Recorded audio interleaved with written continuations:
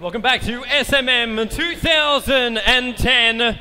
Today we have in Singapore versus Singapore. XTC going up against Aeon here on the main stage. The boys have settled themselves in, and of course myself, Tobi will be calling the action here with the beautiful girl from PMS, Killy Milkies, joining me at my side. There you go, she's waving for everyone back at home. We got everyone back at home, new stream settings, so hopefully it's nice and smooth for you all out there. Of course, we are capturing all the VODs for everyone out there. They will be uploaded later as well. But for everyone who is live here, I reckon we should get ourselves into the game. This matchup, because we'll have XTC for the Sentinel side. Aeon will jump themselves over to the Scourge. And we're in this awesome period we were before, the ban pool. Alright, we're gonna let you guys know what is happening right now. For XTC, they have decided to ban the Alchemist and the Pagna, and Aeon has decided to go for their first ban, which is the Doom. I mean, we've been seeing Doom for almost every game ban, even like last week when we were casting those DOTA games. The word OP is the only thing that needs to be said. That's just it. Actually, technically that's two words, and we just shorten it to one. It's great. But you're right, remove the Doombringer. He is just so powerful. Like his ultimate that does that much damage as well as gets the silence on.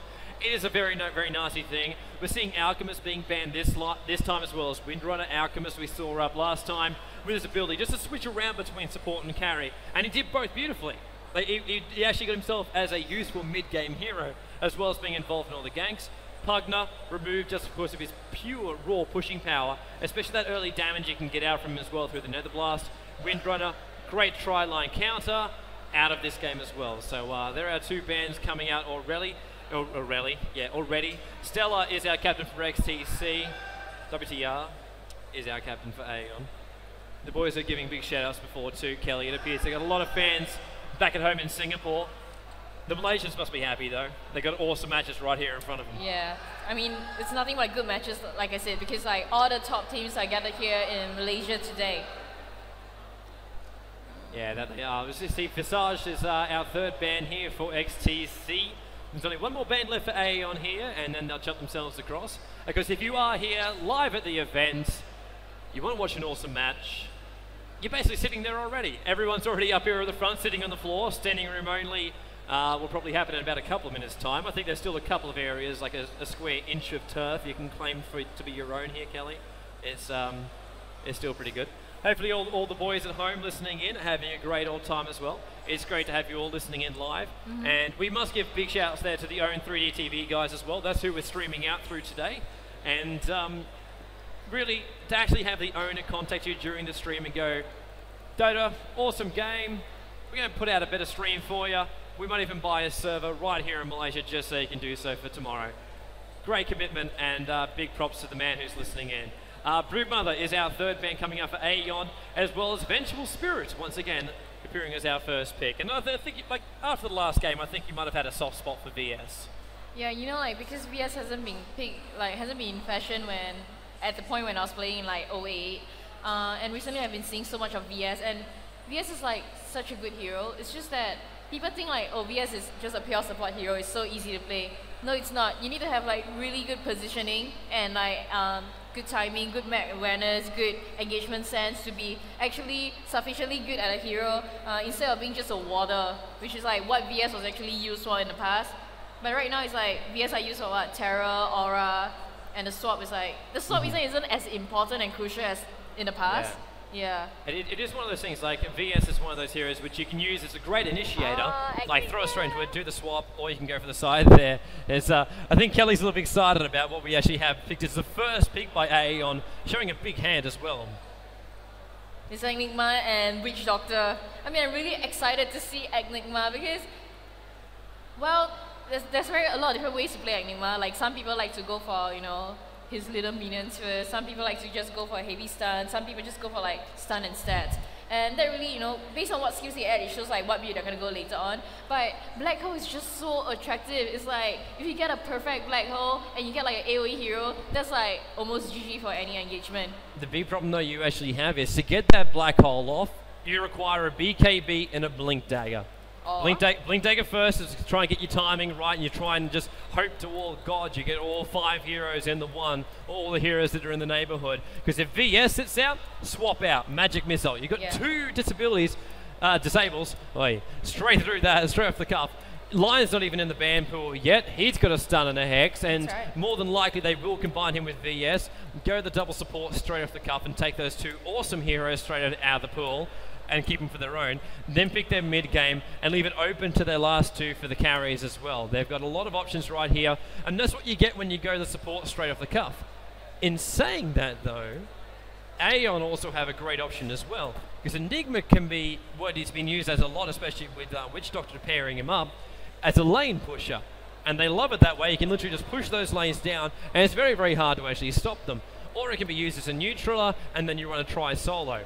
Many options. They're going to have to be careful though. SP and Dro Ranger just came into the line for XTC. Your favorite hero. Yes, she is beautiful. First hero I ever played in Dota, so definitely sentimental value there. But also a great Agi hero too. Great Agi carry. You wonder now with, like, obviously you do have the silence that comes out from her, but there is a severe lack of disable. She's going to be pure DPS. Throw her into the mix for that one, and then just push it back. Shadow Priest, I don't even think he's going to be paired up with Dro Ranger. Might even try a little bit differently. Shadow Priest can also be played aggressively or defensively, depending if he goes for the heal or if he actually goes for the poison, or go for both. Because you got the slow from the poison, slow from the cold arrows, VS stuns on top of that too. There's a lot of options still open for XTC. They just lost one though. ES is on the line for Aeon. Well, you know, ES came out kind of like a little bit late for this game. I guess their thinking is like I said, get a perfect black hole and get an echo in. They want to get like engagement heroes. Well, what heroes I would really like to see is like Rasta. Like, why don't people use Rasta anymore? It's so good. No, Rasta is good for wards, but the way they tweaked his ulti around, it's not as good as it used to be. But there are a lot of other options out there which can play a more critical role. Like, you throw a light into it, he's got his finger, he can stun him up nicely. It's a good push strat as well. But it's just the way it balances with the teams. It just appears like Rasta doesn't suit the lineup of these days. You know what I'm excited to see? What carry hero does Aeon pick? Because I think I know what they're going to pick, but it's better if I don't say it first. Can I type it out to you? Yeah, everyone will see it back there. You can say it. Like, obviously these guys are thinking about what they want to do right now, so you can definitely throw it out there for what? Well, I really think that SF would be so important for them. That's what I think it would be like. Aeon will be looking to go more for like I said, an engagement and like AoE hero. So SF is definitely in the running. They already picked like one of their strength heroes, so I don't think they'll be picking heroes like Sand King, which is kind of like one of the first few hero combinations for Enigma was actually Sand King and Enigma. You just go in and black hole, and then you do a blink dagger at in. That's like deadly. Other heroes that I haven't seen that used to be very strong during when I was playing, that was like I said, 08 and 09, are AP and let me see, Trian. Trian used to be picked so often, but I guess trends are different, and I would really like to see like a catching heavy team. I mean, it's always better for the caster, but still, catching heavy team is like there's so much going on all at once. If you're a farmer, you have to make sure you don't get catch. If you're a catcher, make sure you have to be in a good position, your wards are up. As for the ban, all the bans are up, so just an update on all the ban. XTC has banned the Alchemist, the Pagna, the Visage, the Morphling, and the Spectre. For Aeon, they have banned Doom, Windrunner, Broodmother, Silencer, and they banned Leech. Well, Lich is one of those awesome heroes at the moment because you can use him to actually deny in all the lanes. That ulti, if you hit with that ulti, it is so devastating. And even then, you still have the ferocity or the slow on top of that one as well. So Lich is a good hero, as well as Silencer. If you actually read the post I think Mr. Blue did up on Gosu Gamers, he picked those 2 heroes as heroes to actually throw into the ban pool, or at least one of them into the pool. Aeon wants to remove out both of them this time around. And Spectre and Morphling also, as I think you said before, XTC has taken out of.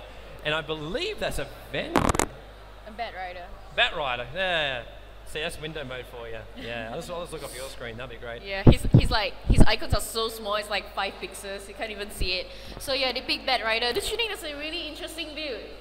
I think it's one of Musica's favorites. He does love that Batrider because it is great for initiation. You get that lasso, you pull him straight out of it as well, and that's when you find yourself in a really bad place. Not only that, the simple ability the Bat Rider has to fire a bolt one-to-one area and everyone gets pushed, that's enough to stop Enigma's ulti. It'll actually push him out of way. You have Drone Ranger who has the silence, which will stop him from casting it. Shadow Priest, no stun, but will still do DPS from the side, and VS with the 2 disables straight off the cuff as well. They still need one mid to late game XTC to actually pull this one through. With Shadow Priest and VS, they do go better into their support roles. Depending on how you actually want to play Shadow Priest, you can also be very, very aggressive. But Aeon, they're counting down through their extra time at the moment. Enigma, Wish Doctor, ES, they've already got their 2 supports. They're going to look to their carries. I say that and make me eat my shorts. Lion has picked as their 4th. You know what? Maybe they are not going to pick SF because that right there is so good against SF. It's just going to be so high. Right. Going to make sure Kelly can actually be heard by everybody back at home. Well, it's just going to be so hard for them to pick SF if they have Bat Rider because Bat Rider is so useful against SF. Something really random. I just realized that Bristleback on here looks like Pumbaa from Lion King. You know, the hog. Yeah, so like I said, really interesting to see what Aeon will pick for their carry because SF is not going to be the best choice at the moment. That is true. Because you still stack the aura, so if you wanted to, SF wouldn't be a bad pick. To track it with the True Shot aura, the Command aura on top of that one, and then have the presence of the Dark Lord. It is literally a massive, massive aura stack. And Shadow Priest can keep them alive where they're pushing out. Instead, they've gone Syllabear as their 5th pick up here. Of course, the Lone Druid was actually banned in our last game. I think we're about to see why. Well, don't you think it's like they're going for a really damage-heavy build? Like XTC is going for like a heavy pushing or damage build. And Aeon has like what, already 4 heroes which has either disable or stun. Exciting game. They're going to catch a lot. It should be good. Aeon could be aggressive with this lineup. You look at it right now and you go, okay, late game, they're stuffed. They need a big, big hero to take it off late game. OD will do it. Obsidian Destroys their 5th lineup. They have like 0 agility hero. He is good. He cranks it on the intellect, and the more intellect you got, the better it goes down. So we'll run through very, very quickly. Lion, ES, Witch Doctor, Enigma, as well as Obsidian Destroyer going out for the Scourge team. Of course, the Scourge team being Aeon. Jump yourselves down to the XTC, Bat Rider, VS.